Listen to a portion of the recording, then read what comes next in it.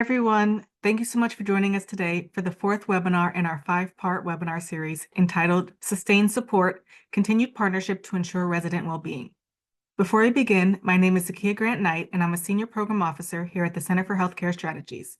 For accessibility purposes, I'm a 36-year-old Black woman with dark brown curly hair and a bun and brown eyes. I'm wearing glasses and a black and white vertical striped shirt. This webinar series is made possible through funding from the California Healthcare Foundation. Next slide, please. Just to go over a few housekeeping items. Please note that this webinar is being recorded and will be shared out to all registrants and posted on CHCS's website. To eliminate background noise, phone lines have been muted. If you would like to have closed captioning, please click the CC icon at the bottom left of your screen. If you're unfamiliar with any of the acronyms or terminology used during the webinar, we encourage you to reference the webinar acronym list available at the link in the chat. We are committed to ensuring effective communication and equal access. If anything is inaccessible during the webinar, please select the drop-down for hosts and panelists and send a note in the chat. Our intention is for this learning series to be an opportunity for shared learning with all participants. That said, this is not a space for participants to try to market or sell any specific services or products. Thank you for your cooperation. Next slide, please. We encourage you all to ask questions and make comments throughout today's webinar. Once speakers' presentations have ended, there will be 20 minutes for Q&A where we will take and answer all questions. Questions for speakers may be submitted in one of 3 ways. First, using the Q&A button at the bottom of your screen. Second, raising your hand and asking a question verbally when called on during the Q&A portion. And 3, texting your questions to 916-862-3619 if you are listening on the phone. You have the option to submit anonymously, and we ask that you limit your questions to 1 to 2 minutes. Comments and other thoughts, including dialogue with other participants, can be placed in the chat. We will not be monitoring the chat for questions, so questions placed there may or may not be answered. We appreciate the wide-ranging questions we receive from some of you through the registration platform. Unfortunately, we will not be able to address those that go beyond the main topics being addressed today. But we are taking those questions back to think about if and how we can address them in our frequently asked questions document that is posted on the webpage for this series or in a future session. Next slide, please.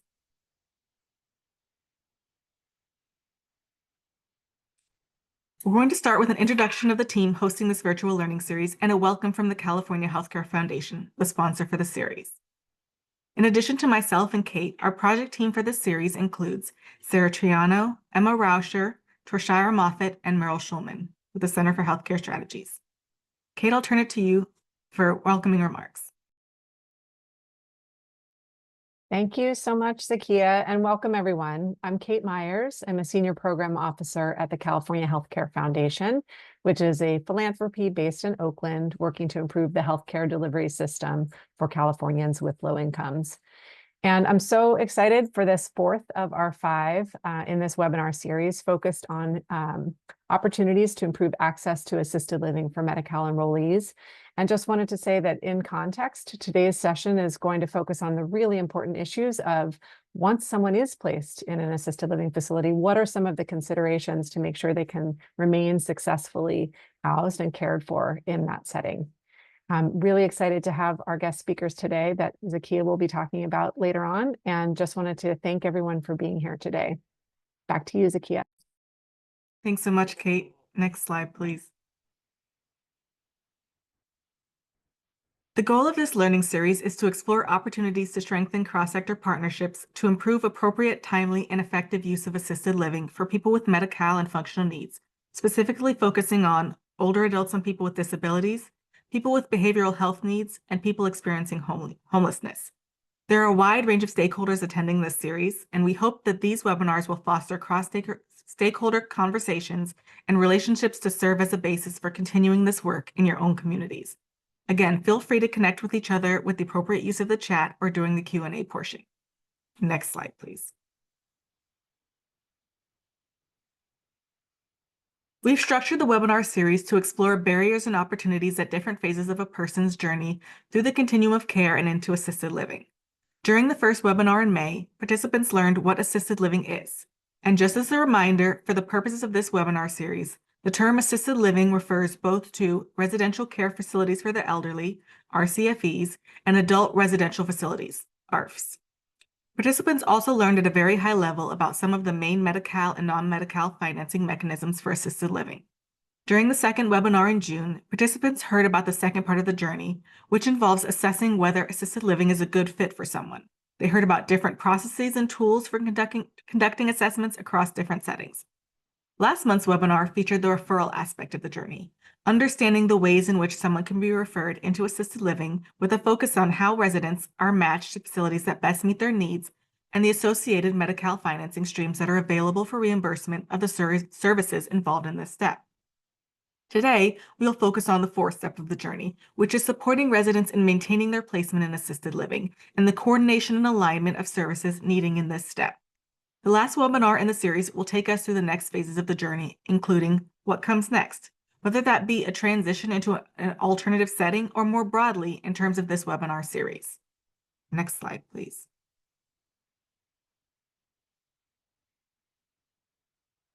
By the end of the webinar today, we hope you will learn about barriers to gaining and maintaining assisted living and strategies to address barriers, services assisted living residents may need and approaches for successful coordination, challenges unique to serving people with behavioral health needs, as well as engage in cross-sector discussions and identify opportunities for further collaboration. Next slide, please. Today, we're going to hear from Bo Buena, ECM Clinical Auditor at Current Health Systems, Angela Cutenarian, Owner and Executive Vice President at WellPoint Inc., and Shalyn Woods, Housing Services Director at Alameda County Health. We encourage people to drop questions in the Q&A box, but we'll hold all responses until the end for our facilitated Q&A portion. Next slide, please. This is the agenda for today's webinar. For each of the three topics, managing income and room and board payments, effective coordination and service provision for assisted living residents, and providing and coordinating effective behavioral health services, Sarah and I will provide an overview of the challenges and barriers, and after, one of our speakers will provide practical approaches and strategies to address those barriers from their various perspectives.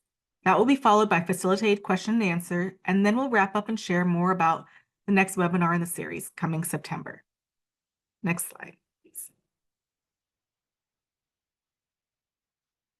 Here are three main barriers we heard from interviewees on maintaining assisted living placement: the room and board payment, a lack of role clarity, and what to do when residents' care needs exceed assisted living operators' staffing capacity. Next slide, please. With a non-medical care model of assisted living, just like if a person is living in their own home, a person is responsible to pay for their own rent, and either the state or a health plan pays for care services to keep them at home. Next slide, please.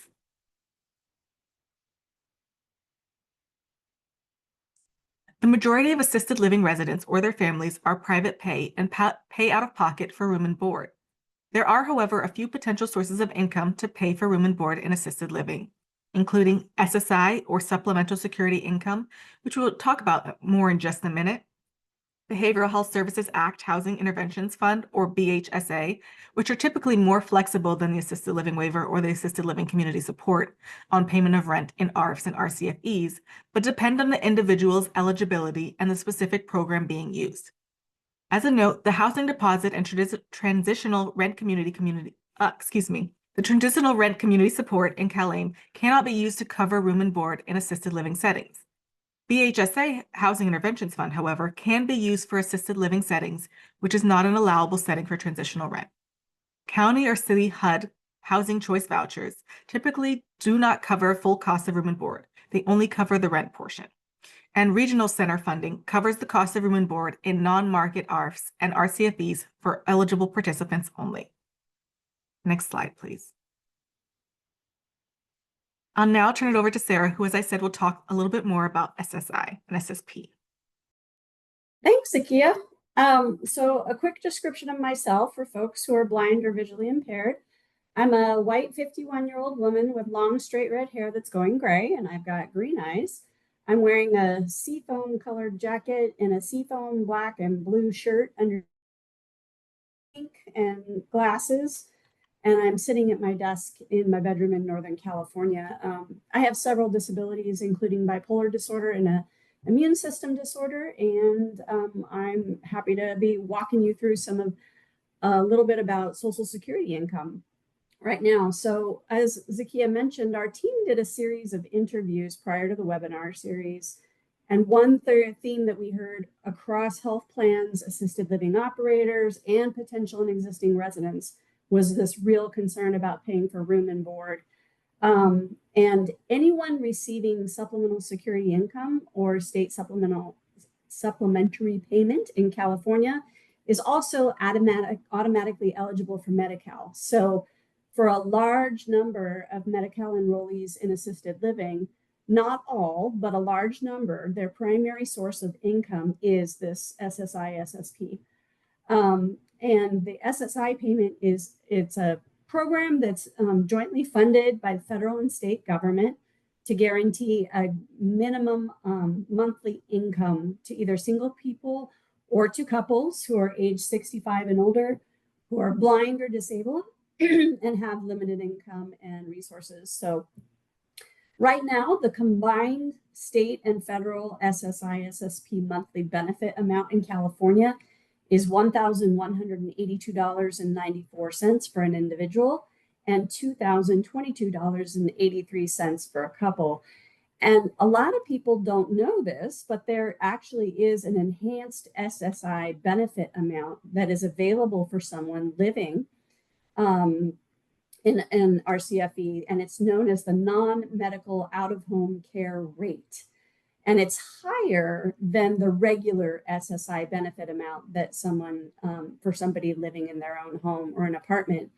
And that amount is currently $1,599.07 for an individual and $3,198 and $98.14 for a couple, both of whom are residing in the same RCFE. And again, that's residential care facility for the elderly. But in addition to this, California regulations state that the maximum allowable rate that an RCFE can charge someone with SSI is $1,420.07 a month for an individual and $2,840.14 for a couple, again, residing in the same facility. So there are some exceptions to this regulation for people with developmental disabilities. Regional centers that fund licensed residential facilities for regional center clients, follow a tiered rate structure based on the needs of the individual. And those rates can range anywhere from like $1,398 to $12,715 per month. So next slide, please. One thing to note is that assisted living residents don't automatically get that enhanced non-medical out-of-home care SSI benefit. They have to apply for it. And if they're only getting that standard kind of monthly SSI benefit amount and are being charged that maximum allowable SSI rate, you'll see that there's a gap that needs to be made up there between how much income they have and how much needs to be paid. But if they do happen to get that enhanced NMOHC, that's the non-medical out-of-home care benefit, they can make the payment for the maximum allowable SSI rate and still have like $179, which they can keep because in an assisted living residence, has a personal needs allowance. And what some folks don't know is that that's different than the personal needs allowance that's allowed in a skilled nursing facility. In a skilled nursing facility, that personal needs allowance is $35, and in assisted living, it's $179. So this is all well and good if the enhanced non-medical out-of-home care benefit is your only source of income, so that your income remains low enough that you still qualify for Medi-Cal benefits at no cost. But what happens if you happen to get some additional income, any kind of additional income, say a pension that you had kicked in or something, and your income is now over the limit for free Medi-Cal? Well, unfortunately, that's when something called Medi-Cal shared monthly cost, formerly known as share of cost, kicks in. And what the heck is that? Next slide, please. basically, when you apply for Medi-Cal and you're over the income limit for free Medi-Cal, you can still qualify for Medi-Cal with what's called this, monthly share of cost or share of cost. And basically, it's the amount that you have to pay each month toward your medical related services, supplies, or equipment before Medi-Cal will pay. Think of it just like a deductible. Because that's basically what it is. And it's really important because if you're an assisted living facility resident and your income increases, you have that deductible, you're no longer eligible for the assisted living waiver or for managed care and the assisted living facility transition community support. Both programs are available only for eligible Medi-Cal enrollees that do not have this shared monthly cost. And of course, to make things more complicated, that's different if you're in a nursing facility because Medi-Cal enrollees in a nursing facility with a shared monthly cost are still included in managed care and can access that community support. But that's not the case if you're in assisted living. So if an assisted living resident's income increases and they now have a shared monthly share of costs, there are a variety of ways that they can reduce or eliminate that shared monthly cost, including, purchasing supplemental health insurance policies. And there's also something called a board and care deduction that can help reduce or eliminate an assisted living resident's shared monthly cost. Next slide. I don't want to go into the details on this webinar with you of how to apply the board and care deduction to an assisted living resident's income and calculate their monthly shared costs because number one, I'm in no way an expert in that space. And number two, it's really complicated. But luckily for us, California Advocates for Nursing Home Reform have some excellent documents on their website that describe how you actually go about doing that. And on this slide, we're providing you with just one example that Canner has on their website that shows the many steps that you have to go through to apply the boarding care deduction and to figure out what someone's shared monthly cost is. I'm sharing it with you to give you a sense of just how complicated it can be and to show you the kind of barriers that can deter someone from going into assisted living or threaten their ongoing placement in assisted living.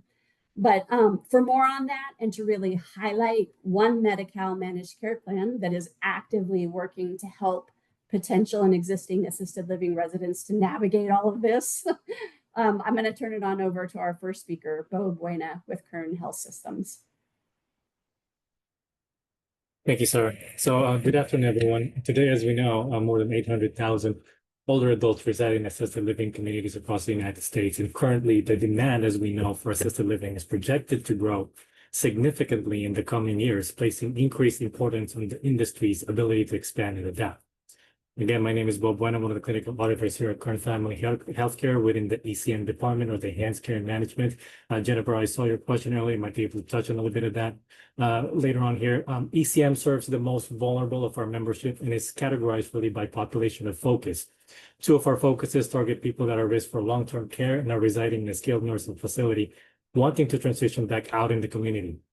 Other than auditing, I am the assigned subject matter expert within the department regarding those two populations of focus. And as the demand for long-term services and support continues to rise, our health plan has prioritized efforts to identify members who can safely transition from skilled nursing facilities to lower levels of care, such as like an assisted living. In the realm of long-term care, we're not really facing a benefit availability issue. We're facing an infrastructure problem. What really this means is that if a member is clinically eligible for long-term care services, the health plan will authorize those benefits, no issues. However, the challenge lies in limited availability of long-term care beds, particularly in skilled nursing facilities, which are increasingly at capacity. So this issue has been identified by the state, and to avoid overcrowding skilled nursing facilities, a primary goal of this program and the health plan is to leverage our community support services, specifically the Assisted Living Facility Transition Program, formerly known as the Nursing Facility Transition Diversion Program. And we've been working closely with the SNFs to identify lower acuity members who no longer require skilled nursing services and to divert individuals who are at risk for being placed into long-term institutional care. So these individuals who cannot be safely discharged from home, often due to safety risk, lack of support, or maybe inability to live independently, but does not meet the skill level of care criteria. This can include our members currently residing in SNFs who are preparing for discharge, or community-based individuals who are no longer safe to remain in their current setting. Despite the benefits, we often encounter several barriers or hesitations when discussing assisted living options with members and families. As we see on the slide here, some myths and misconceptions surrounding assisted living that you might have already heard some of this before, but just kind of a little bit of a recap. People usually say assisted living is the same as a nursing home. So it is important to remember that assisted living focuses more on residential care, like your activities of daily living, and skilled nursing is focused more on medical care and clinical oversight. Some say assisted living means losing independence, but quite the contrary. Assisted living's primary goal is to support independence. And in most cases, residents bring their own furniture, make their own schedules, and participate in activities that they enjoy. Once you're in, you can't leave. Sometimes this statement is being confused really with memory care units, although memory care units at times can be within assisted living grounds. It's only the unit that is secured for safety reasons, like residents with dementia, while the assisted living portion of the facility remains free to come and go. It's just like a hospital. It's called and it's clinical. So most assisted living facilities feel more like apartment communities or home, with private or semi-private rooms, some personal decor, communal dining, and activities like games, outings, sometimes even yoga. So families put their loved ones in assisted living and forget about them. Families remain actively involved, and facilities not only encourage regular visits and family participation, but often foster a collaborative partnership between the resident, their family, and the care team. And people say it's too expensive for most people. So yes, we know that it could be costly, which brings us to our next discussion. Next slide, please. So our out-of-pocket costs. So these are individuals that are eligible for state funding or other similar programs. Monthly costs for a private pay, depending on the area and the county you reside in, could range from $4,500. The median, as we know, is about $6,500 to $8,000. The high end is our residents that suffer from maybe traumatic brain injuries, residual symptoms from stroke, and these are your dependent residents or the ones under hospice care. Personal expenses and overhead expenses. On top of the overhead bills that the facilities charges, at times, residents still have their own preference for toiletries, clothing, or food. Not all assisted living provides transportation to and from medical and social appointments, and in other cases, residents still have car payments and car insurance to pay for the ones that can drive. One issue also that you might encounter is a married couple needing to separate due to one needing more assistance and one still independent. So now you have two sets of bill, however, the income has not changed. The assisted living waiver could be a barrier only because it can be, if not all the time, a lengthy process, delaying access to care when we really need it the most. There is no current freeze for applications at this time. However, it takes about 6 months for applicants residing in a skilled nursing, and the ones residing out in the community can take up to 18 to 24 months to be processed. Social Security income could be a barrier because we know Social Security alone does not pay for assisted living. As mentioned earlier, the low-end price of assisted living is about $45, median is about $65. As mentioned earlier, in Kern County, the average SSI is about $800. In the state supplementation, sometimes only goes up to $1,200, or to be exact, the $1,182.94. As seen earlier, even with the ALW, that income will still not meet their financial responsibility to the facility, which is basically the rent or the room and board portion of $1,420.07. So allowance also could be a barrier. And as we discussed, when evaluating the basic cost of residing in assisted living facility, it's important to consider more than just covering their essential expenses. Personal preferences and maintaining a sense of independence really plays a significant role in the residents' overall being. One key objective is to ensure residents remain socially engaged, not just within the facility, but in the broader community area as well. If their entire income is consumed by bills alone, it limits their ability to participate in meaningful activities outside the facility, such as maybe meeting up with friends, going out on outings, or simply just having some discretionary spending money. Preserving this aspect of their lifestyle is really vital for both their mental and emotional health. Limited resources, yes. Our resources are very limited, especially when it comes to supporting our older adult population. As we've discussed, the demand for long-term care is growing rapidly, and only a small percentage of older adults can actually afford this level of care out of pocket. And it kind of leads us directly into our next slide. So next slide, please. So what are our actual resources? So assisted living waiver as part of the 1915C Home and Community-Based Services Waiver is a Medicaid program that allows eligible individuals to receive care in assisted living facilities or residential care settings rather than in more expensive nursing homes. In ALW, the state pays a care coordination agency to provide oversight of the facility and assess the client for enrollment. The waiver also pays the facility itself for providing care at the CCA's approved assessed tier. So there are multiple tiers and multiple payments that the facility receives every single day or on a month or a daily basis. The state ultimately approves the facilities for ALW waiver, and the CCA must operate within those approved facilities. As discussed, ALW can be a lengthy process. However, once approved, it provides financial stability for the residents to remain in the assisted living. But what do we do while we're waiting for the ALW? So that is a great question, right? Another potential option during this gap is accessing their health plan benefits. Unfortunately, these are only for our low income or medical eligible clients and residents because each managed care plan operates differently and is tailored to the specific needs and infrastructure of its county. Benefits can vary between counties. As a result, not all managed care plans offer identical service or support structures. However, most counties do offer the nursing facility transition and diversion program as part of the community support services. Now, this program can closely mirror the services provided under the assisted living waiver and is often used to support individuals while they are waiting for the ALW application to be approved. So this interim support helps bridge that gap, ensuring that individuals receive essential services during the transition process and are not left without care while navigating eligibility and enrollment. So again, this CS service is structured differently. It depends on how the MCP chooses to structure it. Currently, most MCPs or managed care plans with this service includes oversight and pass-through payments to the facilities for providing client wraparound services, and is given more authority in organization or to the organizations or vendors to conduct adequate oversight. Additionally, some of the other MCPs can provide maybe a monthly payment through enhanced care management for case management and oversight for ongoing services to the case management organization or the vendor.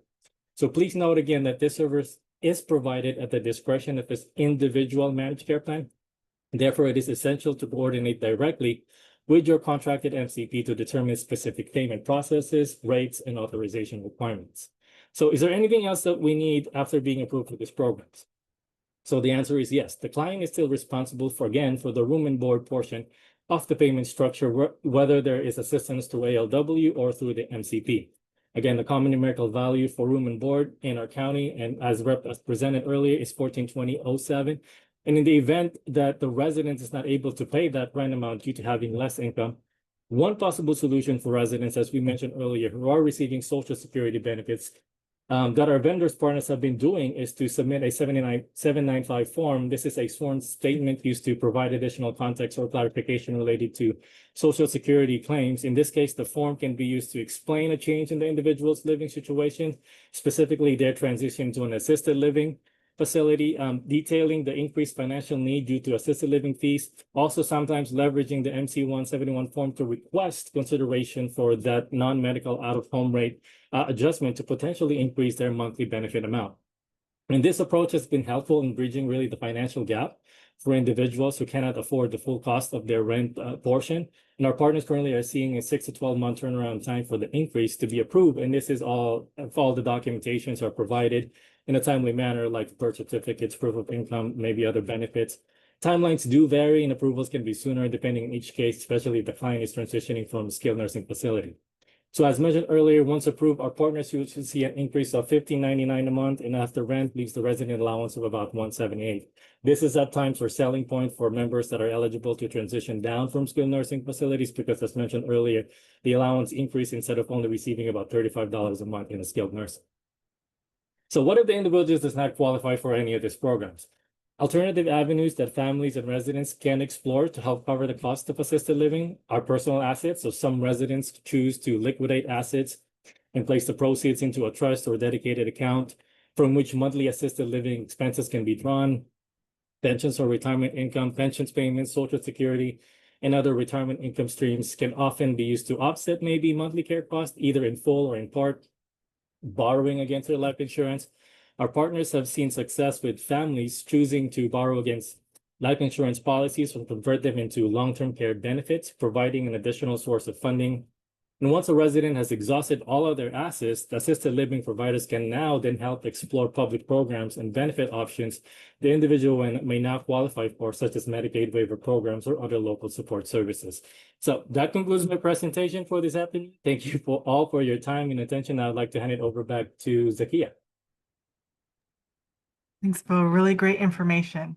As Bo was sharing, here are some core assisted living services. Just to name a few are the assistance with activities of daily living, coordination of healthcare, assistance with transportation, social and recreational activity supports, some more specialized services, which can vary from assisted living to assisted living, but can include dementia care, secure perimeters, diabetes management programs, or mental health and behavioral health programs. Next slide, please. As we shared, another big barrier that we heard was the lack of role clarity. What were the responsibilities of each party? Who was the lead throughout the process? And where can operators go to for help with complex issues? To talk a little bit more about that, I'll turn it over to Angela, who will talk about that coordination piece and what it can look like.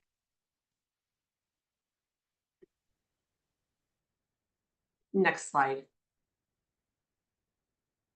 Hi, everyone. I am Angela Cutenarian, and I am the co-owner and executive vice president of WellPoint. Next slide, please.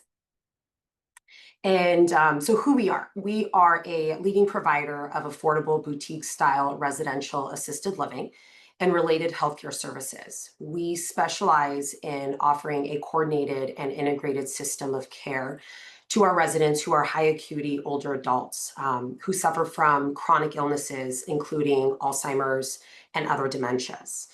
My brother and I actually do this together. We are second generation providers. Our parents started this back in 1984. And currently we are operating 50 locations across Fresno, Los Angeles, Irvine, and Mission Viejo. We run under the brands, as you guys can see, Fresno Guest Homes, which is in Fresno, Cottages at the Colony, which is in Los Angeles, Irvine Cottages in Irvine, and Granny's Place in Mission Viejo. We can very pridefully say that we've been an ALW provider for almost 15 years. And currently we are a CalAIM community supports provider. We started with CalAIM the beginning of this year, and we also are a provider for PACE. We have very successfully been working with WellBe in our county. You can go to the next slide, please. A little bit more about, so being a provider for Medi-Cal beneficiaries through these three specific avenues, what we've seen that's really, really important for our beneficiaries and our residents is the coordination that we provide. And we believe that coordination has to be a core for any assisted living facilities. You have to be able to provide coordination with a lot of outside third-party providers, including your enhanced care management, assisted living waiver, which are through your care coordination agencies, primary care physicians, medical specialists, home health, hospice agencies, adult day health care centers, county behavioral health, and outpatient physical therapy. Our residents who are moving into our homes, they have chronic illnesses which require primary care physicians and medical specialists, but they also have maybe mental health issues, or they might be a little bit younger. I will say with the over decade that we've been working with Medi-Cal beneficiaries, we've seen the age of our residents trending younger, and those residents need providers like adult day health centers where they can go and engage for several hours during the day, several times during the week.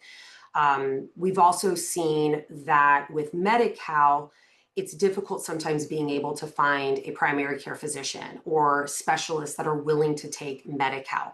And so what we've learned in our homes and in our business is if you can demonstrate to the outside providers that you are reliable, you can coordinate the care for the resident, and they can start trusting you, then they're more willing to take your residents as their patients as well. So with primary care physicians, a lot of times they will have patients that don't even come to their appointments because they can't schedule transportation on their own.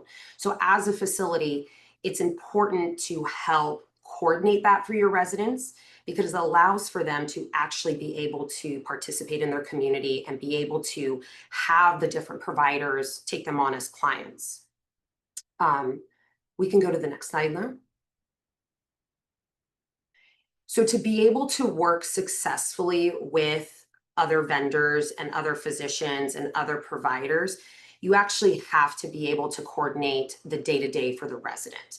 And this includes scheduling appointments. So with our residents, a lot of them could call the doctor's office. They can schedule the appointment. Most of them can't.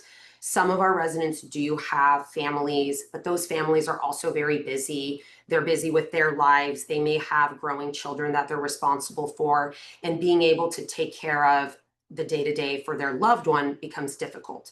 So we as a facility have found that if you can take on the appointment scheduling and scheduling the transportations for your residents, you're going to find a better compliance for your resident. They're going to go to their doctor's appointments. Their medications are going to be refilled. They're going to get the medical attention that they need, which results in a higher quality of care, which also results in them being happier, them living longer, and just having a better overall life with you in their facility, in your facilities. We will also coordinate durable medical equipment for our residents. A lot of them need hospital beds. They need wheelchairs. They might need walkers, oxygen concentrators, nebulizers. And so we will work with the primary care physicians, getting those orders, the chart notes. Then we will actually be the ones that send it to the DME companies and make sure that those devices or equipments are ordered for the residents. And so if we look at kind of what we do on a day-to-day, we want to have the resident be at the core of what we manage for them, but we help all of the different providers around them do what they need to do so that we can get everything done as quickly as possible for our residents. A lot of issues that residents might also have is they don't have someone to go to a doctor's appointment with them. Their family may be out of the city, out of the state. We even have some residents who have family members outside of the country. And so if we know that a resident needs to go to an appointment, let's say they have diabetes, they need to go see their endocrinologist, and they don't have family in town, we will actually send a caregiver with that resident to go to the appointment to advocate for that resident and be able to help maneuver and manage the appointment. Also, what we have found very, very useful or very helpful for residents is we will create a packet for them to take to their primary care physicians or even their specialist that lists all of their demographics, their medications. It even has a form where the physician can fill out if there's any new orders. And then our executive administrators will also take the time to write a little narrative explaining what's the issue, what have we been observing, to be able to give the doctor a little bit more insight as to why his patient is coming through his doors. Pharmacy services, labs, and radiology. These are actually very, very important to us as a facility. We help our residents ensure that their prescriptions from the doctors are going to the pharmacy. The pharmacy receives that prescription, fills the prescription, and delivers it to the home. So we've never required a resident to actually go out and pick up their medications, or have required family members to do so. We will actually call the primary care physician office if a refill is needed, or a specialist office, and say, you know, you wrote a note that they were to start a certain medication, but we need the pharmacy to be, we need the prescription to be sent to the pharmacy. So we will actually help coordinate all of that to ensure the medication actually goes to the pharmacy and is delivered. Because it's one thing for the patient or the resident to go to the appointment, get a new prescription, and then never be able to start the new prescription because they don't have anyone to help follow the doctor's office to make sure the prescription is actually being sent to the pharmacy. And then labs and radiology. So we work very closely with mobile labs and radiology companies that come into our homes and be able to do full body x-rays, ultrasounds, blood work, urine analysis, stool samples, all in the home to provide convenience for our residents. What we aim to do as much as possible is try to get as much as we can into the home for the residents. So we've taken one step further beyond the coordination is we have actually found specialists and physicians that are willing to come into our homes. So we have a primary care physician that will come into our homes to see our Medi-Cal beneficiaries. We have a psychiatrist as well. We have a phlebotomist that comes in. We have a podiatrist, a wound doctor, a full body wound doctor, and a wound podiatrist. And so what we've seen has been very helpful for our residents to have all of those services come in, which then limits how many times they have to go out to specialists.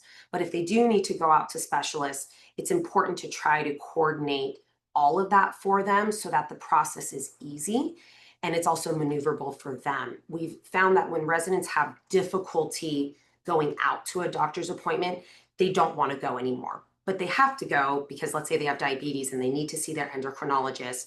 But if they're struggling in going, now we have a compliance issue. Now we have a resident who has diabetes, but it's not under control and they don't have a doctor to go see. So we can help break through a lot of those barriers and a lot of those issues by taking on the responsibility of coordinating all of that for the residents. And something else that we do that's very unique with our company is we will help our residents and their family members with advanced healthcare directives. We will help explain the forms to them, help them understand what it means, help them fill it out, and even set up a notary to come and help notarize the document for them. We will also help apply for Medi-Cal, SSI, SSDI applications, even residents who don't have Medicare. We will help to apply for Medicare for them. And so we believe that to be able to have a resident successfully reside in an assisted living facility, you have to coordinate almost everything in their life. And if you can figure that out, you can have residents who are successfully living in your homes and in your facilities for a very long time, for the rest of their life, and they're living happily, they're living healthier than they were before, and they're just well managed. So it's at the end, as a word of encouragement, it seems like we do a lot, which is we do a lot as a company. And what I suggest to people is, Rome wasn't built in a day. You take it day by day. We first started by finding a primary care physician who was willing to come into our homes. Then we found a mobile podiatrist. It was only recently 2 years ago that we actually found a mobile psychiatrist that was willing to come into our homes. So as a provider to other providers and agencies, don't be discouraged. If coordination seems like a lot, it is a lot. But if you just take it day by day and one provider at a time, you'll successfully be able to help coordinate your resident's life. Thank you. Thanks, Angela. As you said, coordination is such a key aspect to the process. A third barrier we heard was around knowing what to do when a resident's care needs exceed the capacity of assisted living community. RCFEs are prohibited from serving people with disabilities that have higher acuity needs, but there is no prohibition on serving someone with dementia or behavioral health disabilities. Assisted living operators can offer services to persons with dementia if they meet certain licensing requirements. Given the increasing number of assisted living residents with behavioral health disabilities, particularly in ARFs, many assisted living operators are adapting to better meet their needs. As we just heard from Angela, that can include providing the direct coordination of mental health care services or providing on-site services. It can also include specialized training for staff and tailored programs to manage triggers and symptoms. Some ARFs receive financial patches, a supplemental rate paid by counties ranging from $64 to $160 per day that support enhanced mental health services. Out of the over 1,000 assisted living waiver approved RCFVs and ARFs in California, only 9 are designated as mental health facilities, and all are located in Los Angeles. And they're all ARFs. 48 are designated as facilities that serve people with traumatic brain injury. Turn to you, Sarah. Okay. Yeah, so, you've got these designated, this is Sarah, we've got these designated mental health facilities, but even if they aren't specifically designated as a mental health facility, RCFEs are now subject to California state regulatory reappraisal requirements that went into effect on January 1st, 2025, that very closely resemble the person-centered reappraisal requirements in the federal Medicaid managed care final rule. So they require that RCFE operators document significant changes in a resident's condition, whether that's their change in their physical condition, but also in behavioral health. So, and it's what's called behavioral expressions that may result in harm to self or others. And then they also have to take steps to minimize the risks associated with the behavioral expressions using the least restrictive interventions possible. And they also have to consult with any kind of external, like behavioral health or mental health professionals that the resident is seeing to make sure the behavioral health expressions are properly addressed. So more and more, all assisted living operators, not just those designated as mental health facilities, are being expected to serve and support residents with more complex needs. And to talk more about what one county is doing to fund and support licensed assisted living operators to serve residents with behavioral health and functional needs, I'll turn it over to Shalyn Woods, the Housing Service Director with the Housing and Homelessness Services Office in Alameda County Health. Good afternoon, everyone. My name is Shalyn Woods. I work in Housing Services Department of the name of our company is called Housing and Homelessness Department. Next slide.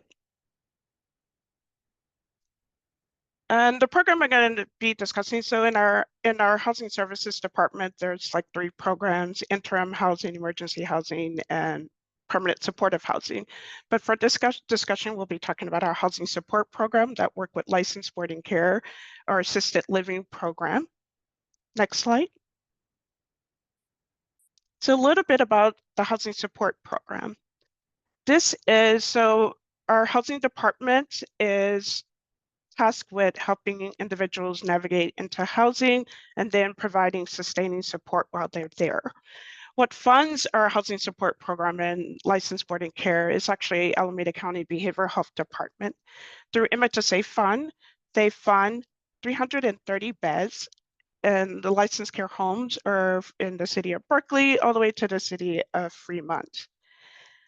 Who we target for this licensed boarding care, as you can see, 330 beds for county the size of Alameda County. We're only touching just a slight percentage of the population who need this level of care.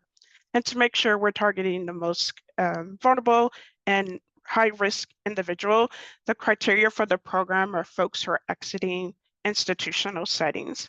So subacute facilities like Villa Fairmont, Gladman, Morton Baker, historically they were called PUF programs, but it's after receiving intensive support and it's indicated that 24-hour monitoring and med support services is needed. Those are the individuals that behavioral health will prioritize for the 330 beds in the HSP portfolio.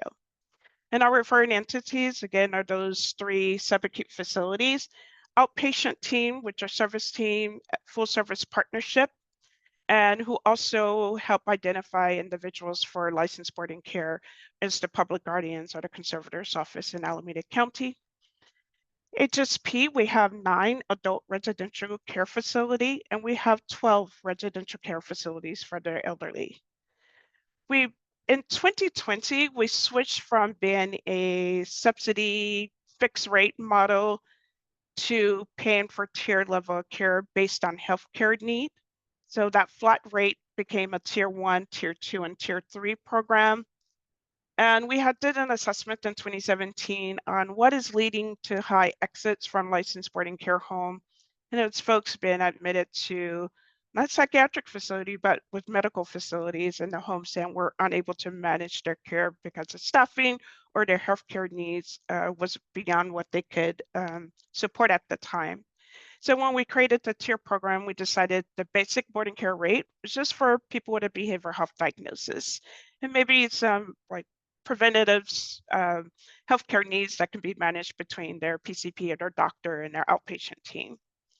And then the tier 2 is one documented either age-related or physical healthcare need that need more either elbow support or hands-on support at the home. And then we have our tier 3, which is 2 documented age-related or physical healthcare need that needs more elbow support or hands-on support than the average person in an RCFE. As you can imagine, our population is aging and it became even more complex. So individuals were still at Villa Gladman Morton Baker with complex medical needs. And the county had to identify ways of exiting those individuals from when their psychiatric challenges or acuity had been resolved, but what is still needing ongoing intensive support in a home-like setting was the healthcare need. And so we were able to look at the structure of our 330 beds and then readjusted and created a tier 4. So our tier 4 is providing oxygen, CPAP, wound care, stage 1 only, and for individuals who need dementia level of care. And the highest level is our tier 4B, which is 24-hour bedside care and hospice care. That just actually launched this fiscal year 25 and 26. And as again, it was monitoring what was happening at those subacute facility, who were still there that we weren't able to place in our existing portfolio. Next slide. So the criteria, referral process and support, our HSP partnership, including behavioral health institutions are the ones who refer in there to subacute facilities and their other contract partners, which are outpatient clinical team, FSP teams, and service team. And as I mentioned earlier, our public guardian's office are strong partners in the care and coordination. Some of the resources we leverage is enhanced care medical to support vulnerable adults with healthcare needs that are in RCFE settings. And one of our comparable programs that's in that just launched recently was the Behavioral Health Bridge Housing through the Care Court Initiative, and it's set to sunset in 2027. But we were able to launch the auxiliary payment program based on our current HSP model.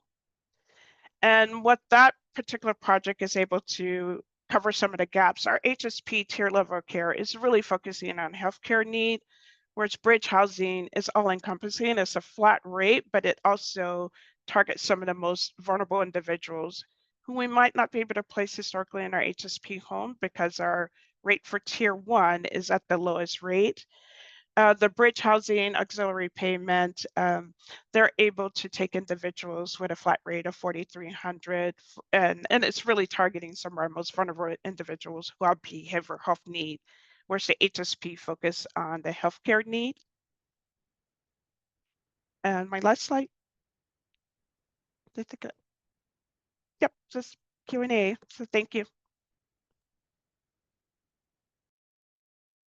Thank you, Shalon, and again to our other speakers. I'll now turn it over to Emma, who will be opening it up for our facilitated Q&A.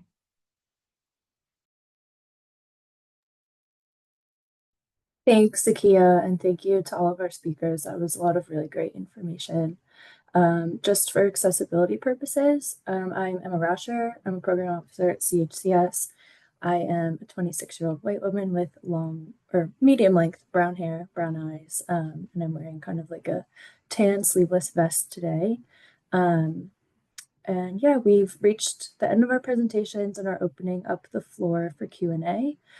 So this is now your opportunity to ask any questions of our presenters. Thanks to all of you who have submitted questions in written form already. We've been keeping a list of those and we'll try to get to as many of those as possible.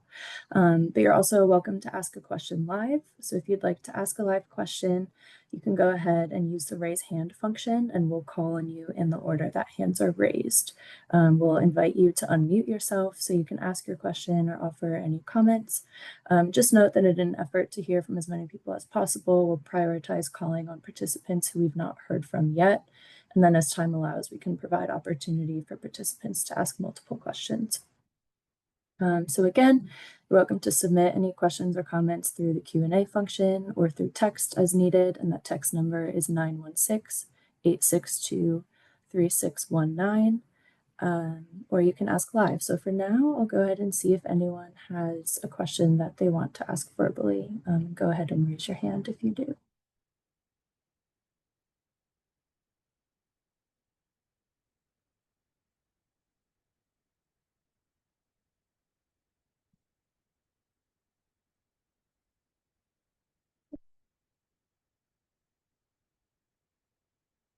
I saw, I believe, Laura Gilbow, your hand first. So we can go ahead and have you come off mute. Hi, can you hear me? Yes. My name is Laura, and I'm in Placer County, Sacramento County, El Dorado County, Yolo, Yuba area, and I'm looking for these kinds of resources, either the housing, or we help with placement, but we have clients who don't qualify or don't have the funds to pay privately, which you guys mentioned it's a struggle. And how do we find these kinds of resources locally in this area, in the Sacramento area?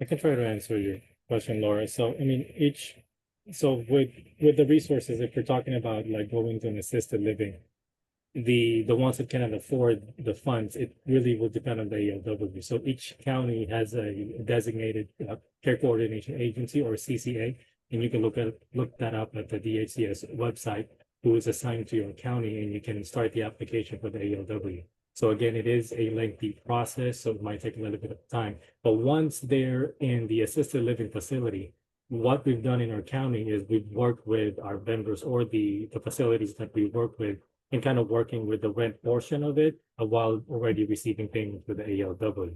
So it really just depends on what networking you have within your county, or what facilities that would be working with you to accommodate any type of different income levels, and work with them through the process while they're already in the assisted living. And so what was the name of the website where you go to look? It's just the DHCS website. You can search for it under the DHCS website, and then the CCA agencies. Thank you. Thank you, Thanks, Sarah, Bo. for We know. Yeah, Sarah is putting some links in the chat to lists of those CCAs, and then we can also share a list of the health plans that offer the community support by each county. And then we had some suggestions also that local area agencies on aging or independent living services can help. And also your county ombudsman offices may be able to help as well. So, and then I believe I saw Diane had her hand up before, Diane Lewis.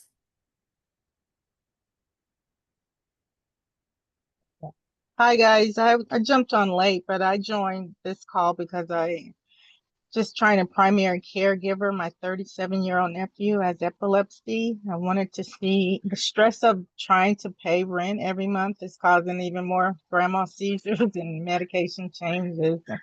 So it's overwhelming for me to have to always cover for him as a grown adult man. But the idea that in Alameda County, there just can't be a Medi-Cal assisted living room or something that he could become eligible for. I'm not sure if you already discussed that, but he's qualifies for SSA, and he's Medi-Medi's everything. But every time he gets a job, he actually has to go into the hospital. So he continually loses those opportunities to pay, and it's just compounding. I was wondering if there were any medical qualifications that would put him on a list for a room or something where he can live independently.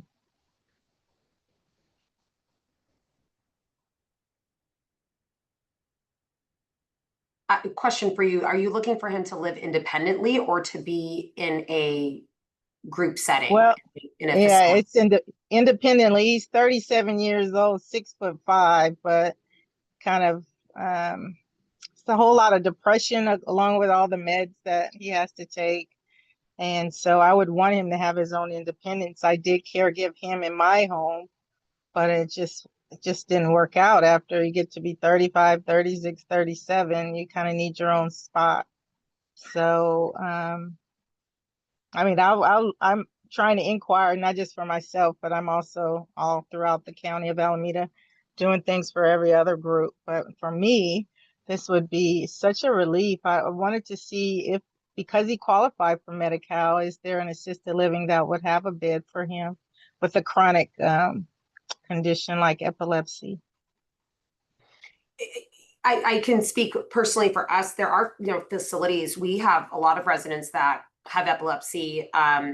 And as Bo was saying, a lot of residential settings try to foster the independence. So even though he might be living in a group setting, he will Yes. still have a lot of independence and try to do as much as he can, but have the support system around him by being in a facility. So I would Yes. recommend that you contact your local care coordination agency, your CCA, Yes. and Yes. they can add him on the assisted living waiver waitlist. Okay. There are certain CalAIM provider CalAIM programs that will allow for the diversion where they can come from home if the need is there. You can also call Adult Protective Services and see if they can Yes. help. Does he have an open APS case? No, no, no. I don't think you're talking about fraud or abuse or something like that. Not always. APS can also get involved if the client or the resident themselves is not able to properly care for themselves. Yeah, And well, that's where we are now, right? And so he's just so depressed over there. And then the medication is, suicidal ideation is present all the time. so I would So if he knew recommend, something, yeah, go ahead. I'm yeah, I listening. would recommend that you get APS involved as well, that they can help through the ALW process. They're able to help expedite the wait list as well. Okay, so APS, not CPS. APS, Okay, Adult Protective APS. Services, look up Yes, your county APS number, call them, and then look for, you can do a quick Google search. I'm not sure who the local CCAs are in your organization, in your area, but if you look up your local care coordination agencies yes. and put him on the waiver wait list while you get APS involved, and they can help expedite the ALW wait list process. Now, because of HIPAA, does that require him to do all this navigating, or can I do it on his behalf? You are able to call APS and put in the request for them. You can tell them the situation, what's going Yes. on, give them the address, and then they will do a check, and then they will coordinate with him. I'm assuming you don't have a medical power of attorney or anything. No, no, no, not Yeah. at all. But I just worry, I'm just the auntie. He has losers for parents, so I stick up for him. Yeah. So thank you very much. That's You're very welcome. helpful information. I Yeah. appreciate the Yeah. call. Yes. You're welcome. Thank you, Diane and Angela. And yeah, if you take a look at the chat, Diane, people are sharing some links and some other names for resources that may be able to help you out as well. So yeah, thank you. I see Joyce Reynolds has a raised hand as well, if you want to come off mute and ask your question. And then after that one, I'll go to our list of written questions. Yes, I just want to piggyback off of what Angela said. I'm a senior, a resource specialist for 211. I'm a aging and disability resource specialist. So Diane, when she calls APS, she can let them know that her nephew is a dependent adult and they should be able to help him. And also in your county, there should be some resources for 211 that should be able to guide her as well as far as getting help for him. And it sounds like you're doing a wonderful job parenting him, because a lot of times that's all they need is support. So good for you. Thank you so much, Joyce. That's all I wanted to say. Great. Thank you so much. Okay, we will go ahead and move on to some of the written questions that have come in throughout the course of the webinar. So the first one I just wanted to raise was from Jennifer Brax. Sorry if I pronounced your name incorrectly, who asked, with an average room and board cost of $8,000, how can we have our CFBs wish to accept someone on SSI? And Jennifer, I see your hand raised, so I'll let you kind of comment on that, and then I'll open it up for an answer.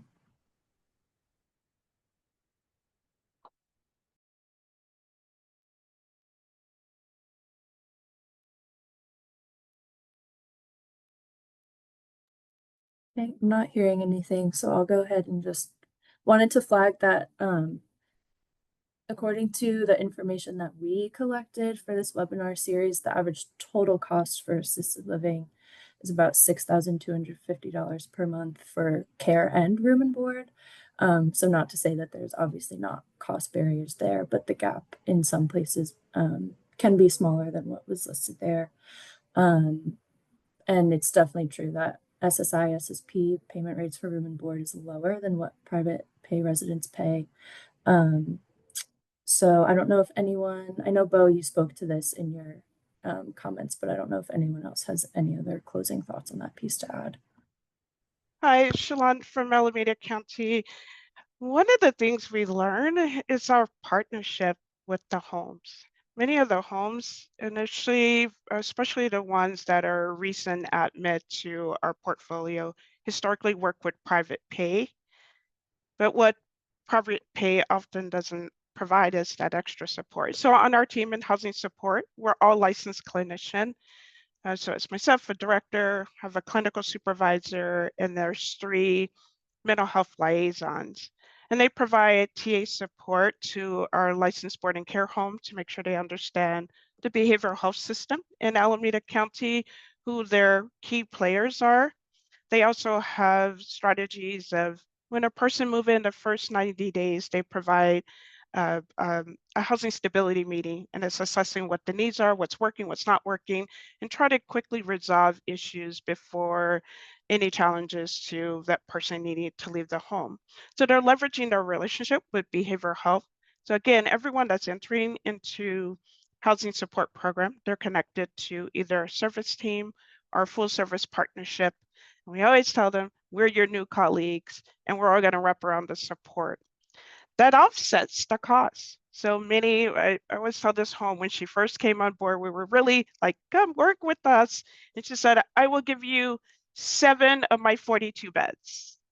We currently have 24 clients there. It went from 7 to 24. And what she was saying is your reimbursement is too low. The reimbursement is too low, but that complementary services from the behavioral health system, from our department, and always assessing and identifying what the needs are. And if something doesn't work, we quickly try to find another home within the portfolio. So sometimes that helps. So if you don't really have the funding to get to that point where you're paying $6,500 or $8,000, just bringing those complementary services have been very beneficial for our program.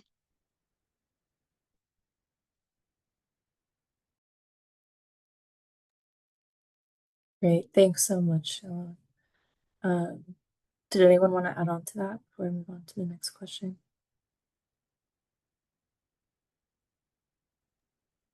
I can add a little bit of a, maybe more of like a business side of it is, if you look at the private pay market, it's not that a lot of people can't pay $8,000 to $10,000 a month. It's pretty expensive. And so, you know, we as a company, we've been in business since 1984, and we started as private pay. And then when we were introduced to ALW and the whole Medi-Cal world, I will tell you, it's been nothing but amazing. And the reason why is with private pay, it might be difficult to keep a bed full.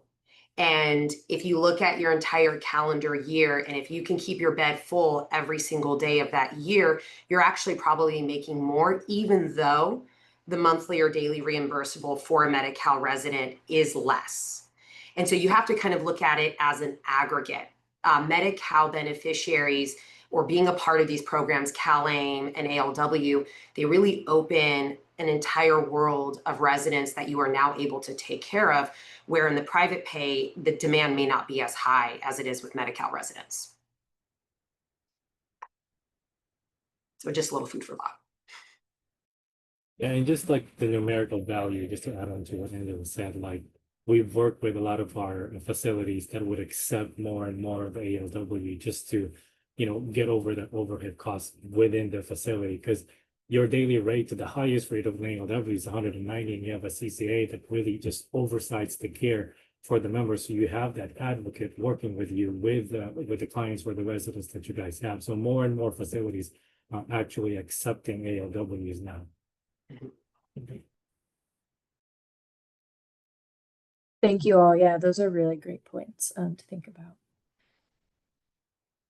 I will move on to a question we received from Courtney Newell. Is there funding available to help residents with housewares, hygiene, and cleaning supplies? If so, where does this funding come from, and what agency helps procure these necessities? I would say that this is where the PNA from SSI comes in, the $179. A lot of our residents use that for their incidentals, toothpaste, toothbrush, if they want to buy anything specific. So that's typically where we see our residents have their kind of spending money. And also, if they don't have any preference, that's kind of where ECM comes from. We utilize and leverage a lot of the community-based resources that we have, if it's just toiletries or necessities. So if you have like a caseworker or a case manager working with your resident, they can go out and find and apply for those resources as well. Generally, in a licensed boarding care home, a lot of those resources are already there. However, if someone wants a private fridge or their own personal TV, that's where, as Angela mentioned, they are either using their private funds or family, or if sometimes on a full service partnership, they are able to support whatever is going to keep that person feeling safe and make that facility feel more like a home to them.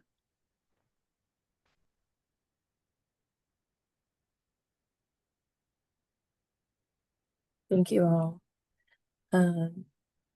Yeah, I think we have only a couple minutes left, so I will go ahead and turn it back to Zakia to close us out. But again, for any questions we received in the chat and Q&A portion and text messages, we're taking those back and we'll answer them in our FAQ document. So within the next few weeks, you should see those posted online. And yeah, thank you again to all of our speakers. You've been a great resource today, and I hope everyone's found it helpful. Back to you. Thanks, Emma. On behalf of the Center for Healthcare Strategies, we'd like to thank all of our presenters and participants, as well as our sponsor for the series, the California Healthcare Foundation. Our 5th webinar will be in September and will focus on what comes next. We're still working on solidifying a date, but you can check out the event page for updates, and we'll send out registration information to our CHCS email list and post on social media. We ask you to please take a moment to pull up and complete the evaluation survey for today's webinar that will be in the chat. Your feedback continues to help us in the development of future sessions in the series and make sure we're covering topics and questions that you want to see covered. Next slide, please. This slide has many resources we've dropped in the chat throughout today's webinar and through past webinars. Also, we want to draw attention to the Path TA Marketplace that provides funding and TA to stakeholders to help them design a better infrastructure for delivering ECM and community supports. And to CALA's webpage, which has a host of resources for AL operators interested in working with Medi-Cal and other cross-stakeholder efforts. Next slide, please. Thanks so much for all the thoughtful questions and comments that you've been shared throughout today's meetings. We're grateful to all of you for your support and interest. And as Emma said, if you have future questions, you're welcome to send an email to me or Emma with those questions. And questions that were asked will be available in our frequently asked questions document.